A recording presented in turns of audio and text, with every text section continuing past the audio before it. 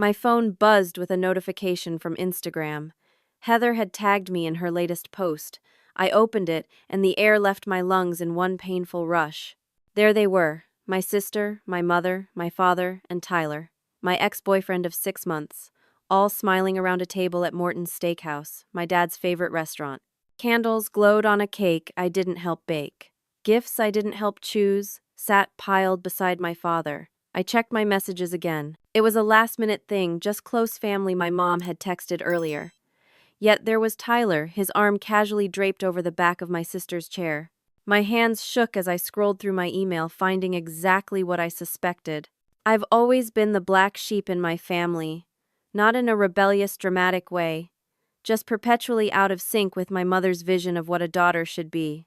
At 32 years old, I'd built a life I was proud of, despite her constant undercutting. Last month's promotion to senior hospital administrator at St. Joseph's had been the culmination of 8 years of dedication and hard work. When I called to share the news, my mother Carol had responded with her typical dismissive tone. "That's nice, Anastasia. I hope they're paying you enough for all those late hours. Heather just got her real estate license, you know. Already has 3 listings in Briarwood Estates." This was nothing new. My sister Heather, 2 years my senior at 34, had always been held up as the golden standard. She followed our mother's life playbook to the letter, from her fashion choices to her career moves. I'd learned to accept it over the years, focusing instead on my close relationship with my father. Dad, Dave to everyone else, had always been my champion. A steady, kind-hearted accountant who built his own firm from nothing. He'd spend Saturdays taking me fishing when I was little, listening patiently to my rambling stories while Heather and Mom went shopping. As I grew older, our bond evolved through shared interests in travel documentaries and mystery novels. We'd text each other recommendations and theories, much to my mother's annoyance. "You and your father with your heads in the clouds," she'd say with a dismissive wave. Some of us have to stay grounded in reality. Reality in my mother's world meant appearances and social standing above all. Our modest upper-middle-class lifestyle in suburban Pennsylvania was a stage for her carefully crafted performances. Every holiday, every family gathering orchestrated to project her idea of perfection. Then there was Tyler. We'd met at a hospital fundraiser 3 years ago. He worked for a medical equipment supplier. Tall with an easy smile and a dorky love for vintage board games that matched mine, we'd fallen into a comfortable relationship that I thought was heading toward marriage. 6 months ago, I discovered texts between him and his coworker, Jessica. The messages left nothing to the imagination about their months-long affair. "I just don't feel the spark anymore," he'd said, when confronted, as if that justified the betrayal. "Jessica understands me." My family had seemed supportive during the breakup. Mom offered platitudes about other fish in the sea. Heather invited me for wine nights, and Dad called more often than usual, his concern palpable in his voice. I'd been working on rebuilding, attending therapy sessions with Dr. Marshall, focusing on my career, reconnecting with friends I'd neglected during my relationship. 2 weeks ago, I'd had lunch with Dad near his office. He'd mentioned wanting to try the new menu items at Morton's, his favorite steakhouse. "They've added this lobster mac and cheese that sounds amazing," he'd said, eyes lighting up. "We should go sometime soon." I'd agreed, making a mental note to plan something for his birthday, which was coming up. We parted with a warm hug, and I felt grateful for our solid relationship amid the other family complications. Which is why the Instagram post hit me like a physical blow. As I scrolled through the photos again, my confusion turned to suspicion. This didn't look like a last-minute dinner. There were balloons with 65 printed on them, a professionally decorated cake, gift bags with matching tissue paper. I opened my email and started searching through old messages. That's when I found it, an email thread between my mother and sister from 3 weeks ago, accidentally copied to my rarely used personal email instead of my primary account. The subject line read, "Dad's birthday plans do not forward to Anna." My heart pounded as I opened it and read the detailed planning of a surprise dinner, complete with a guest list, including my aunts, uncles, cousins, and most shockingly, Tyler referred to as the special guest. There was even a note about selecting a new photo album to display family memories without any photos of me. They hadn't forgotten to invite me. They had deliberately excluded me. I stared at my phone screen until the images blurred.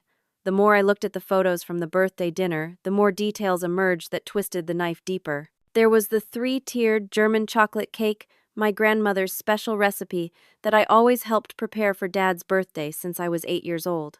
The year Gran died, I'd spent hours on the phone with my aunt getting the recipe exactly right, knowing how much it meant to him.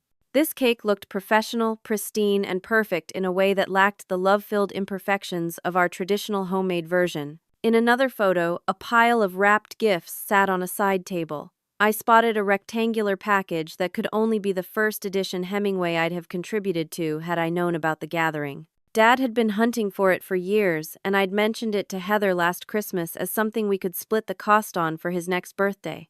But what really sent ice through my veins was seeing Tyler looking completely at ease among my family members.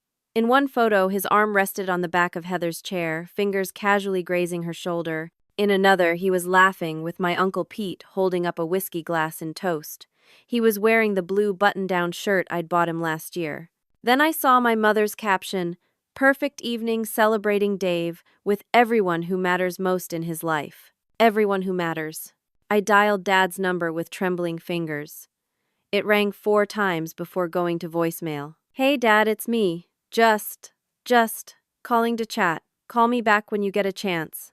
I tried to keep my voice steady, but it cracked on the last word. I couldn't sit still. My apartment suddenly felt too small, the walls closing in. I called Jamie, my best friend since college. "Can you come over? It's an emergency," I said when she answered. "On my way," she replied without hesitation. That's why I love Jamie. No questions, just immediate support. 20 minutes later, Jamie was sitting beside me on my couch, scrolling through the photos as I explained what I'd discovered.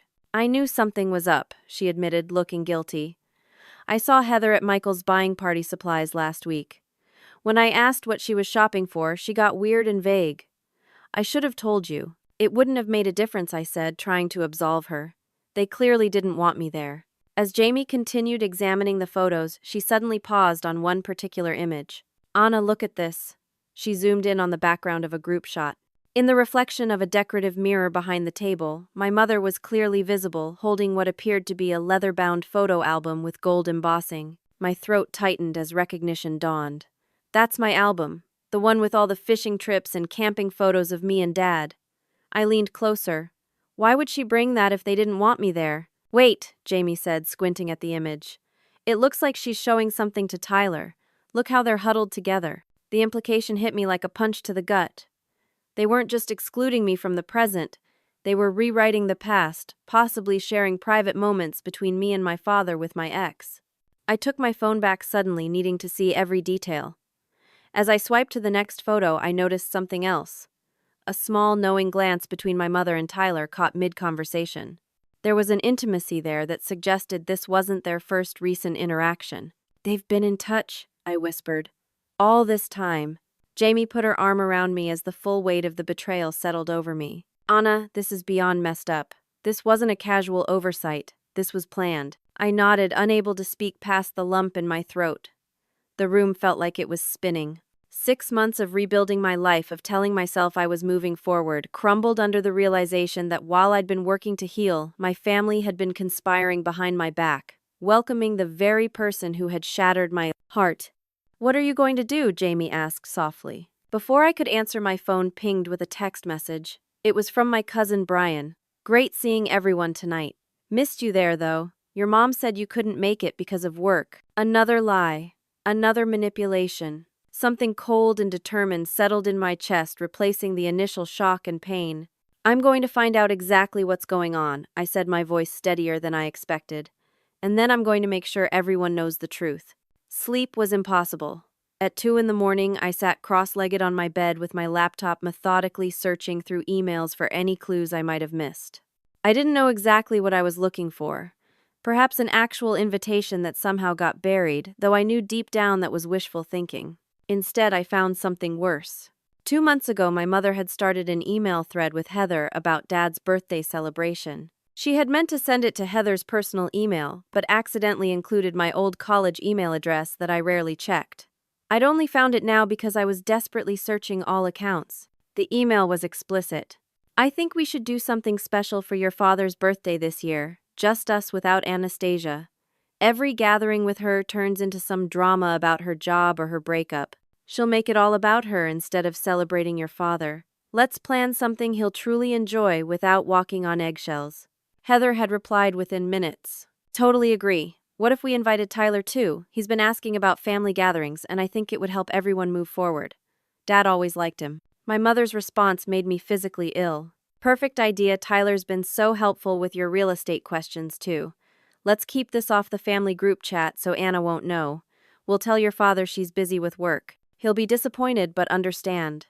The thread continued for dozens of messages detailing every aspect of the party planning. They discussed the menu, including Dad's favorite bourbon-glazed salmon seating arrangements, Tyler between Heather and Mom, and even what excuse to give relatives about my absence. One line from my mother stood out with particular cruelty. We'll have a much more relaxed evening without Anastasia's intensity bringing everyone down. Intensity.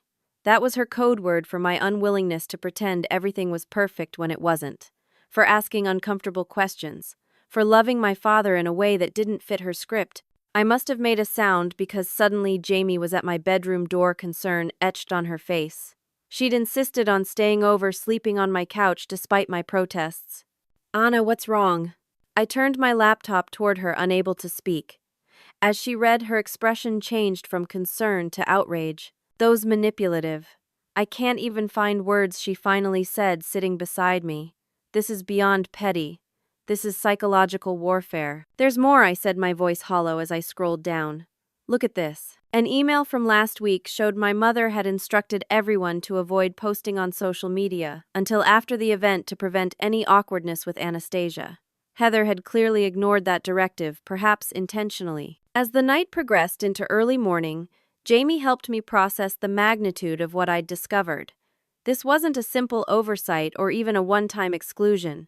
This was evidence of a systematic effort to push me to the margins of my own family, to replace me with a version of myself that had betrayed me. You need to confront them, Jamie said as she made us coffee at 5 a.m. All of them? I shook my head, clutching my mug. Not yet. There's something else bothering me. I pulled up my text history with Dad. For the past few weeks, our exchanges had been briefer than usual. Now, looking at the messages with fresh eyes, I noticed something odd. He had asked me last week, "Are you excited about the surprise Palmetto Grill at 7 on Saturday?" Palmetto Grill was a new restaurant across town, not Morton's Steakhouse where the party had actually taken place. They lied to him too, I realized aloud. Mom told him I knew about a different celebration. Call in sick today, Jamie advised. You need time to think this through. I nodded, already composing the email to my supervisor. After sending it, I turned to Jamie. I need to be strategic about this. If I just lash out, they'll paint me as the emotional one, the troublemaker. It'll just confirm everything they've been saying about me. So what's the plan, Jamie asked. I took a deep breath. First, I need to confirm exactly what Dad knows and doesn't know. Then, I need to gather more evidence of how long this has been going on. And then I need to make sure they can never rewrite this story. I need to expose the truth in a way they can't twist or deny. Jamie squeezed my hand. Whatever you need, I'm here.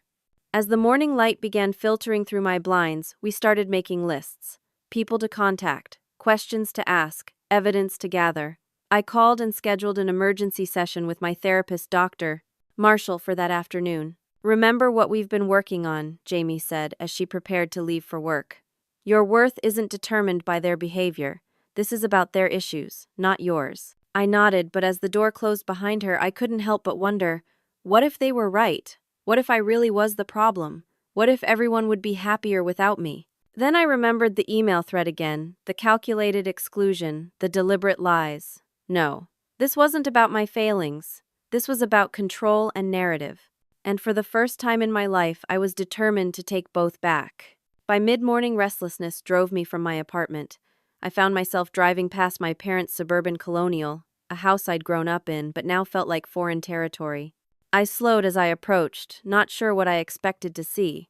What I didn't expect was Tyler's Navy Jeep Cherokee parked in the driveway next to my mother's Mercedes. The morning after the party, he had stayed overnight or returned early. I drove around the block, twice my mind racing with implications. This wasn't a one-off appearance at a birthday party. This suggested comfort routine belonging. I parked a few houses down and called my dad's accounting firm. His assistant, Patty, answered. Anastasia, how are you, honey? I haven't seen you in ages. I'm good, Patty. Just trying to reach Dad. Is he in today? Oh no, he took the day off. Said he was having family time after his birthday celebration. Wasn't that yesterday? I hope it was wonderful. It was unforgettable, I replied, the words tasting bitter. Thanks, Patty. Next, I texted Dad directly. Hope you had a good evening. What are you up to today? His reply came quickly. Thank you. Just relaxing after wonderful evening. Talk later. Brief, uncharacteristically vague. Not asking why I hadn't responded to the supposed invitation to Palmetto Grill. Not mentioning the party at all. It felt off. I scrolled through my contacts and found my cousin Brian, who had texted me last night. Brian had always been straight with me, the kind of cousin who told embarrassing family stories at reunions, but never with malice. Hey Brian, sorry I missed last night. How was it? His response took longer, as if he was carefully choosing his words. Really good food. Everyone seemed to have fun. Surprised you weren't there though. Your mom made it sound like a last-minute work thing. I took a deep breath. Actually, I wasn't invited. Didn't know about it until I saw Heather's post. Speaking of surprises, Tyler was there. The typing indicator appeared, disappeared, reappeared. Finally. Yeah, that was weird. Or maybe not. He's been around a lot lately. I thought maybe you guys had patched things up. My stomach dropped. What do you mean, around a lot? Family dinners, the Easter egg hunt for the kids, helped your dad set up his new entertainment system. Your mom acts like he's still part of the family. I assumed you knew. Each word felt like a physical blow. Easter was 2 months ago, just weeks after Tyler and I broke up. While I was crying myself to sleep, he was hunting eggs with my little cousins. Brian, I had no idea. We broke up 6 months ago when he cheated on me. This time the pause was even longer. Shit, Anna. I'm sorry. Your mom told everyone it was a mutual decision, and you were still friends. That you were fine with him being around, but were just busy with work. I thanked Brian for his honesty and promised to catch up soon. Then I sat in my car, letting the full picture materialize. This wasn't just about one birthday party. This was months of deliberate exclusion and narrative control. At 2 o'clock, I sat across from Dr. Marshall in her sunlit office, recounting everything I'd discovered. What I don't understand, I said, after finishing the story, is why. Why would my mother actively maintain a relationship with someone who hurt me? Why would Heather go along with it? Why wouldn't Dad question my absence more? Dr. Marshall considered this. Families develop complex dynamics over decades. Your mother may be invested in a particular image or story about who you are and who she is. When reality contradicts that story, some people choose to alter reality rather than adjust their narrative. But bringing my ex around, that feels deliberately cruel.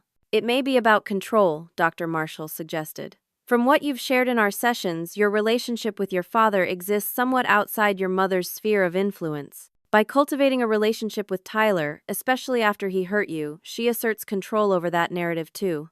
I thought about this. And Heather? Siblings often compete for parental attention and approval. If Heather has aligned herself with your mother's worldview, she may see this as an opportunity to secure her position. And my father, why wouldn't he reach out directly? Dr. Marshall's expression softened. That's something only he can answer. But people often take the path of least resistance in family conflicts. If your mother told him you were aware of a celebration but chose not to attend, he might have accepted that to avoid confrontation. So what do I do now? I can't just pretend this didn't happen. You have several options, Dr. Marshall said. You could confront the entire family at once, speak with each person individually, or communicate through writing. The question is, what outcome are you hoping for? I considered this carefully. I want my father to know the truth. I want accountability. And I want to stop this pattern for good. Then I suggest you gather your evidence thoughtfully and speak to your father first alone. His response will tell you a lot about how to proceed with the others. As our session concluded, Dr. Marshall reminded me of the coping strategies we'd been practicing. Remember, Anastasia, you can only control your own actions and responses, not theirs.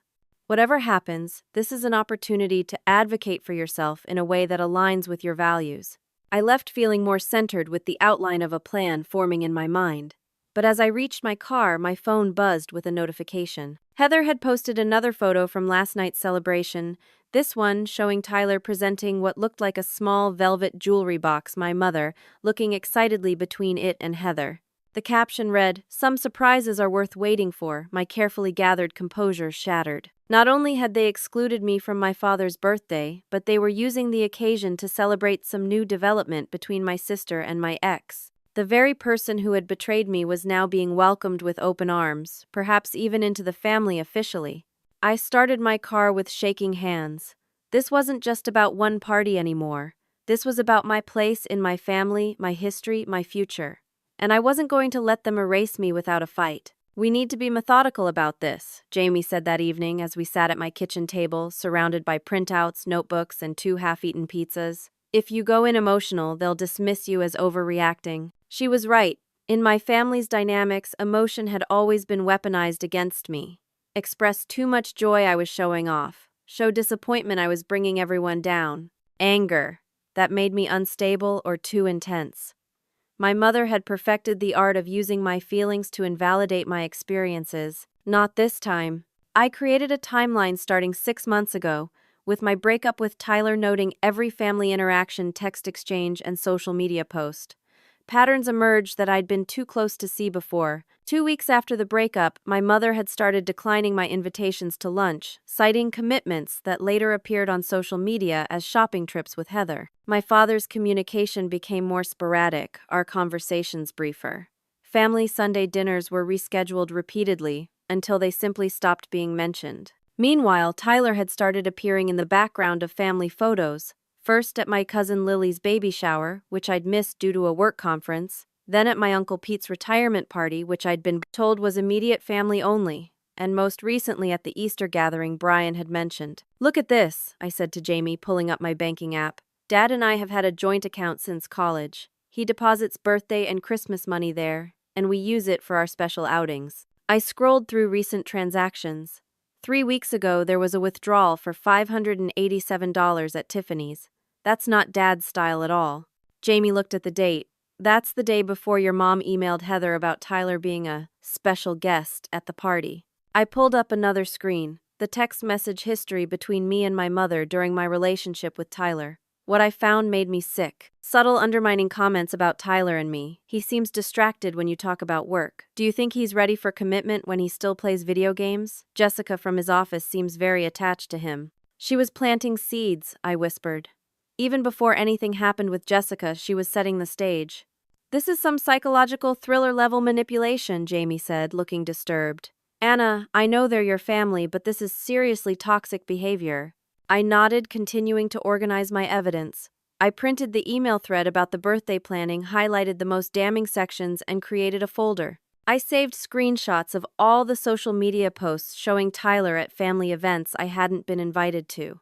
I documented the contradictory messages about where and when Dad's birthday was being celebrated. As midnight approached, Jamie suggested we practice what I would say when confronting my father. "Remember, he's likely been fed a completely different story," she reminded me.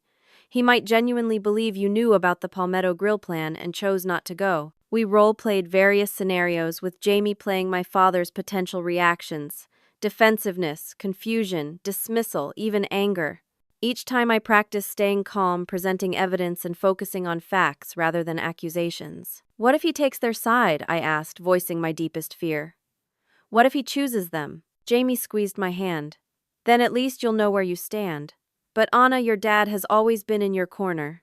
Give him a chance to understand what's happening before assuming the worst." After Jamie left, I couldn't sleep. I sat on my balcony watching the city lights, trying to prepare myself emotionally for what was coming. Part of me wanted to just walk away from all of them, start fresh without the constant undermining and manipulation. But I couldn't abandon my relationship with my father without at least trying to salvage it. I opened my laptop one last time, intending to review my notes. Instead, I found myself searching through old family photos. There was one from a camping trip when I was 12. Dad and I grinning with fish, we'd caught Mom and Heather conspicuously absent, having opted for a spa day instead. Another from my hospital administration graduation, Dad's arm around me, his face beaming with pride. As I scrolled, I noticed something about the more recent photos. In the past year or so, I'd been positioned increasingly at the edges of group shots, while Heather occupied the center next to our parents. It was subtle, but once noticed, unmistakable, a visual representation of my gradual marginalization. I was about to close my laptop when a new email notification appeared. The sender was my father's executive assistant, Patty. The subject line read, "Found this while organizing, thought you should have it." The attachment was a PDF of what appeared to be a business plan titled Silver Horizons Travel Specialized Adventures for Active Seniors. The note at the bottom read, "Your father asked me to get some research together for this new venture he's considering for retirement. He mentioned you two had been discussing something similar for years. Let me know if you need anything else for the planning meeting he scheduled after his birthday." I stared at the screen pieces falling into place. Dad had been talking about starting a travel business focused on adventure trips for seniors for years. It had been our thing, researching destinations during our lunch meetings, discussing logistics over coffee. I'd assumed it was just a pleasant daydream. But here was evidence he'd been serious. Serious enough to have his assistant prepare materials, serious enough to schedule a planning meeting. A meeting I'd never been told about. My stomach clenched as another realization hit me. I opened the email thread about Dad's birthday again and searched for travel. There it was in an exchange between Mom and Heather 3 weeks ago. "Your father wants to make some sort of announcement about his retirement plans at the dinner. Something about that travel business idea. I've convinced him Anastasia isn't interested anymore. She's too focused on her hospital career. Maybe you could express interest instead. It would mean so much to him to pass something on to his daughter." The manipulation went even deeper than I'd thought. My mother hadn't just excluded me from a birthday dinner, she'd been actively working to sever the unique bond between me and my father to replace me with Heather in his retirement dreams. A calm, cold clarity settled over me. Tomorrow I would speak with my father alone. I would show him everything, and I would fight for our relationship with every fact and document at my disposal. This wasn't just about hurt feelings anymore. This was about reclaiming my place in my family and my future with my father. The next morning, I arrived at my father's accounting firm 20 minutes before his lunch break. I'd called Patty earlier to ensure he didn't have any appointments, and she'd discreetly blocked off an hour for me. "He's been a little down today," she confided. "Between us, I think something about the birthday didn't go as planned." I thanked her and settled in the reception area with my evidence folder clutched tightly in my lap. My heart pounded so loudly I was certain everyone could hear it. When Dad's office door opened and he appeared, the familiar smile on his face upon seeing me nearly broke my resolve. "Anastasia, what a surprise." He embraced me warmly. "I was just going to grab lunch. Join me." "Actually, Dad, could we talk in your office privately?" Something in my tone alerted him. His smile faltered slightly, but he nodded and led me back inside, closing the door behind us. His office was exactly as I remembered, meticulously organized but with personal touches everywhere. Photos of family vacations, the small wooden fish I'd carved for him in summer camp, a stack of travel magazines in the corner. "What's going on, sweetheart?" he asked as we sat on the small leather sofa in the corner. "You look upset." I took a deep breath. "Dad, I need to ask you something, and I need you to be completely honest with me. What did Mom tell you about why I wasn't at your birthday dinner at Morton's?" His expression shifted to confusion. "That you couldn't make it. That you had that big presentation for the hospital board and couldn't reschedule." He paused. I was disappointed, but I understood. "Your career is important." I shook my head slowly. "Dad, I didn't have a presentation. I didn't know about the dinner at Morton's at all. The only thing I knew about was a text from you about meeting at Palmetto Grill." What he looked genuinely baffled. "But your mother said, and you texted me saying you couldn't make Morton's because of work." "I never sent that text. I never received an invitation to Morton's." His face paled. "That doesn't make any sense. Show me your phone." I pulled out my phone and opened my text history with him. There was no message from me declining any invitation. "But I saw it," he insisted, pulling out his own phone. He scrolled through our conversation, then stopped, his expression changing from confusion to shock. It's gone. The message you supposedly sent is gone." "Because it was never there, Dad. I was deliberately excluded from your birthday. And it's not the first time I've been kept from family gatherings in the past 6 months." His eyes met mine, doubt warring with concern. "Anastasia, that's a serious accusation. Your mother would never." I opened my evidence folder and placed the printed email thread in his hands. "Read this, Dad, please." As he read, his face went through a series of emotions: disbelief, confusion, anger, and finally a devastating sadness. His hands began to shake. "This can't be real," he whispered. "Carol would never." There's more, I said gently, showing him the timeline of events, the social media posts of family gatherings I'd never known about, the screenshots of contradictory messages. He sat in stunned silence as I explained everything I'd discovered, how my mother and sister had been systematically excluding me while maintaining a relationship with Tyler, how they'd created separate narratives for different family members, how they'd deliberately used his birthday as an opportunity to further isolate me. And this, I said, finally placing Patty's email and the travel business plan before him. Mom told Heather you were going to announce your retirement plans at the birthday dinner. She claimed she'd convinced you I wasn't interested anymore, that Heather should take my place. Dad stared at the document, then put his face in his hands. When he looked up, there were tears in his eyes. I've been an idiot, he said quietly. A blind, foolish idiot. Dad, no. Yes, he insisted. I've felt the distance growing between us for months. I thought it was just you building your own life. When invitations were declined, when you seemed to pull away from family events, I assumed it was natural separation. Carol kept saying you were focused on your career, that we should give you space. He looked down at the evidence spread between us. But you weren't pulling away at all, were you? You were being pushed out. Did you know Tyler's been coming to family events? I asked. Dad nodded slowly. Your mother said you were fine with it, that you'd agreed to remain friends for the sake of family harmony. That it was your idea, but you weren't ready to attend the same gatherings yet. Dad, he cheated on me. With his coworker, Jessica. For months before I found out, there's no universe where I'd want to remain friends with him, let alone have him at family functions. Dad's expression hardened. And the travel business. Anastasia, that was always our dream. I've been planning it for years, putting money aside, researching. The birthday dinner was supposed to include an announcement about us starting it together, when your mother told me you weren't interested anymore. I never said that. Ever. It's still my dream too. Dad stood suddenly, pacing the small office. There's something else. Something that makes sense now. He pulled out his phone and showed me a series of text messages from my number, but messages I'd never written.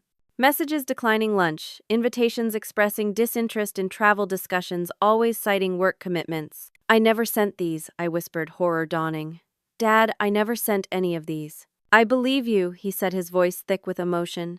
Someone had access to your phone or created a way to make messages appear to come from your number. The pieces clicked into place. 6 months ago, shortly after the breakup, my mother had insisted on updating our family phone plan. She'd needed my phone for several hours to transfer the data. She's been intercepting our communication, I realized aloud. Creating messages from me to you, possibly deleting actual messages between us. Dad sat back down heavily. I've been married to Carol for 36 years. I knew she could be controlling, critical even, but this is another level. This is calculated manipulation of relationships that matter to you, to us. I reached for his hand. I didn't want to believe it either. I kept thinking I must be misunderstanding something. No, Dad, said, his voice finding strength. There's no misunderstanding here. These are facts, evidence, the kind that would stand up in any courtroom. He gathered the papers, carefully organizing them back into the folder. What happens now? I asked, suddenly uncertain. Dad looked at me, his expression resolute. Now we get answers. Tonight.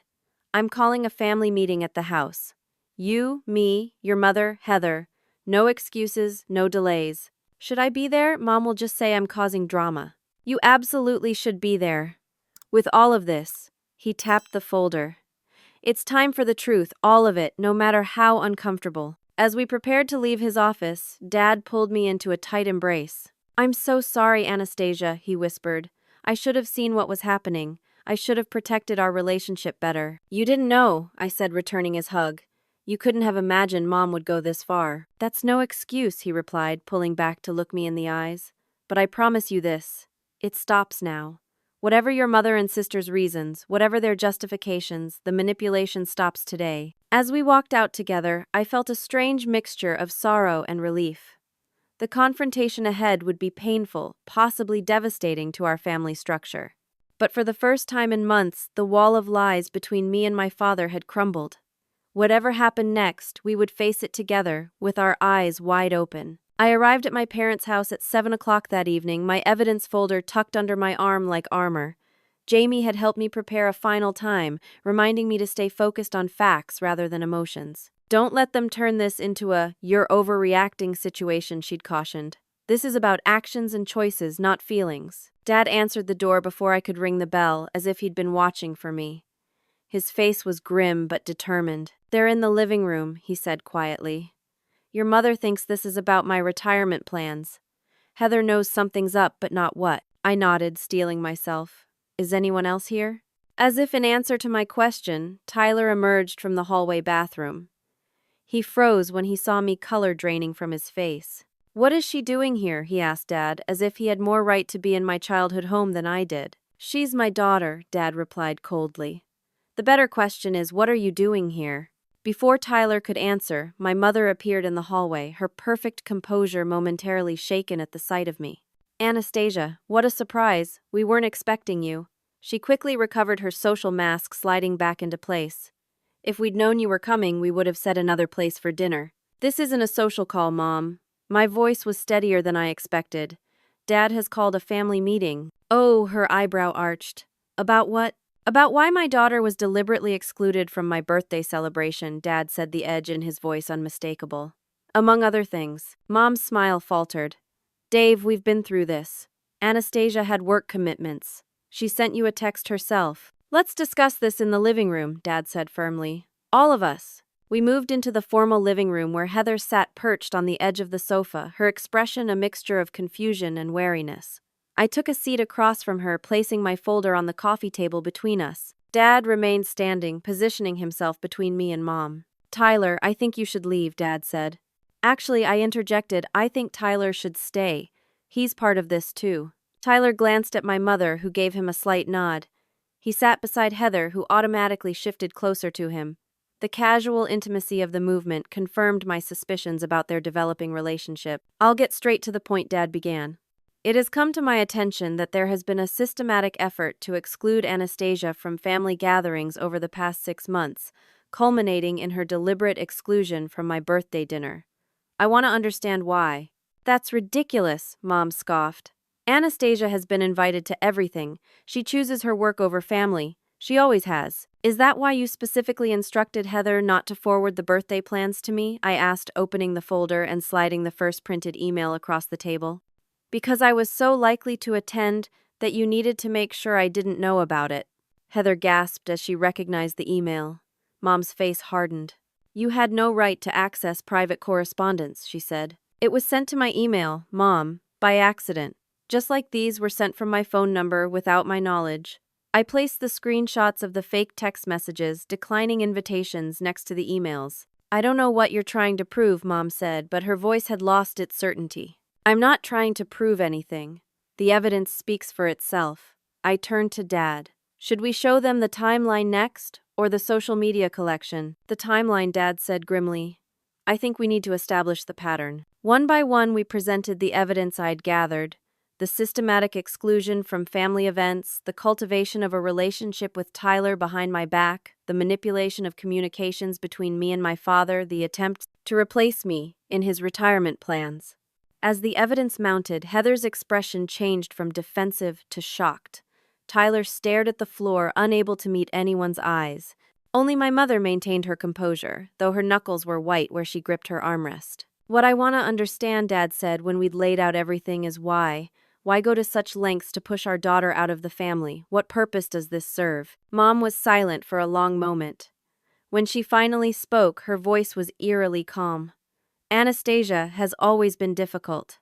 Always questioning, challenging, undermining my authority. When she and Tyler broke up, I saw an opportunity to bring someone into the family who understands respect and proper behavior." "By proper behavior, you mean someone who cheated on me?" I asked incredulously.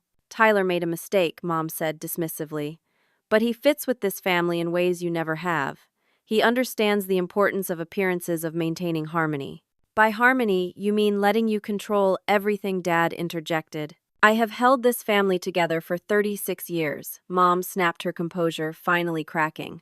"I have made sure we presented a united front to the world. Anastasia has always threatened that with her questions, her insistence on bringing up unpleasant truths, her refusal to simply play her part." "And what about me?" Dad asked quietly. "What was my part in all this?" Mom's expression softened slightly. "You were always too indulgent with her, Dave. You encouraged her independence when she needed boundaries. I was trying to protect you from disappointment. The only disappointment I'm feeling, Dad said, is in you, Carol, and in myself for not seeing what was happening sooner. He turned to Heather, who had been uncharacteristically silent.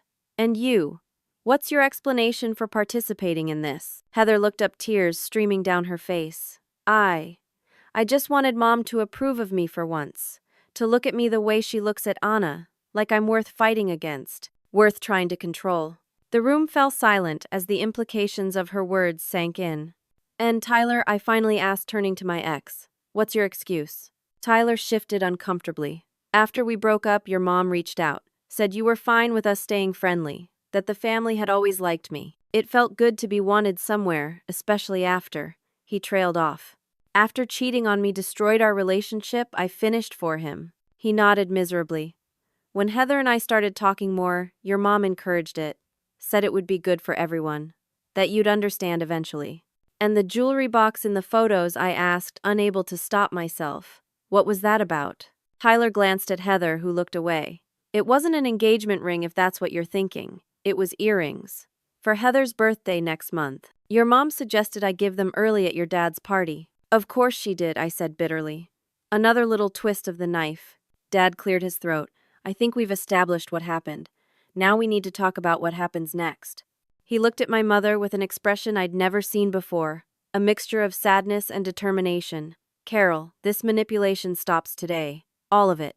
Or what she challenged. Or I'll be contacting a divorce attorney tomorrow morning, he said simply. I won't live in a household where my daughter is systematically excluded and my relationships are manipulated. Mom's face paled. You don't mean that. After 36 years? I've never been more serious. You crossed lines that can't be uncrossed. The only question now is whether you're willing to acknowledge what you've done and work to repair the damage. Mom looked from Dad to me, then to Heather, who was openly crying now. I did what I thought was best for this family, she insisted, but her voice had lost its conviction. No, I said gently. You did what was best for your vision of this family. Those aren't the same thing. Dad turned to Tyler. I think it's time for you to leave.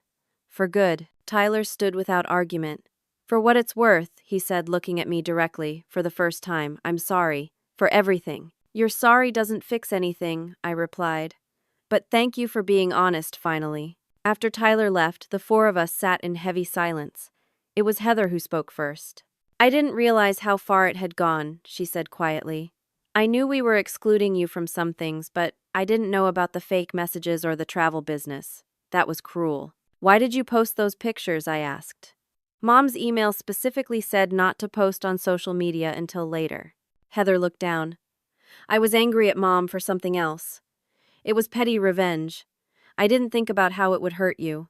What happens now? Mom asked, her voice small and uncertain. Dad took a deep breath. First, we all agree that the truth is the foundation moving forward.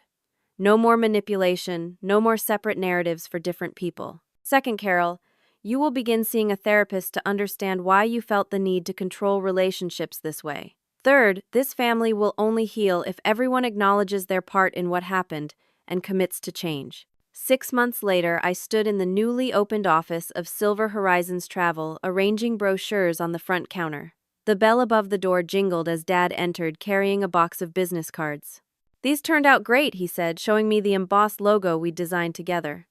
First official tour group leaves next week. You ready for 20 seniors heading to Yellowstone? All preparations complete, I confirmed with a smile.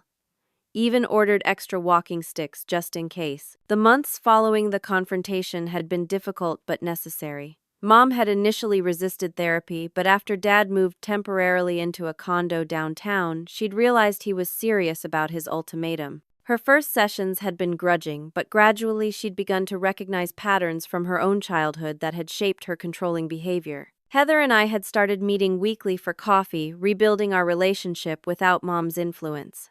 It was awkward at first, but slowly we began to discover who we were as sisters when not positioned as rivals. She'd ended whatever had been developing with Tyler and was now dating a kind-hearted kindergarten teacher named Scott. As for Tyler, he'd transferred to his company's Seattle office. The last I'd heard, he was engaged to Jessica, the coworker he'd cheated with. I wished them well, genuinely. Their choices had led me here to a stronger version of myself and a healthier family dynamic. The doorbell jingled again, and Jamie entered with a large wrapped package. Official office warming present, she announced, placing it on the counter. Dad and I unwrapped it together to find a beautiful framed map of the United States with pins and string perfect for displaying past and future tour routes. "This is perfect," Dad said, giving Jamie a hug. "You've been such a support through everything." "That's what friends do," Jamie replied, winking at me. "Plus, I expect discounted rates when I retire in 30 years. The door opened once more, and Mom entered hesitantly, carrying a cake box. "I thought you might want something to celebrate the opening," she said, placing it on the counter. I opened the box to find a perfect replica of the German chocolate cake Gran used to make for special occasions. "You made this," Mom nodded, "from scratch." I found Gran's original recipe card. It took 3 attempts to get it right. The gesture wasn't lost on me. Mom was trying in her way to acknowledge my place in the family traditions. "Thank you," I said sincerely. "Would you like to stay for a piece?" As we gathered around the small break room table, I looked at my family, imperfect healing, but finally honest with each other. The road to reconciliation wasn't complete, but we were traveling it together, eyes open. Later that evening, I hosted a genuine surprise party for Dad's half-birthday at my apartment, surrounded by people who truly supported both of us. As I watched him blow out the candles on a second, much less perfect cake I'd baked myself, I realized the most important lesson of the past year. Family isn't defined by blood or perfect harmony, but by honesty, respect, and the willingness to fight for relationships that matter. The family you choose, and those who choose you back every day, those are the ones worth keeping. Have you ever had to confront family manipulation or exclusion? How did you handle it? I'd love to hear your stories in the comments below. And if this story resonated with you, please like, subscribe, and share with someone who might need to hear that standing up for yourself is worth it, even when it's difficult. Thank you for listening to my journey, and I wish you strength in your own family challenges.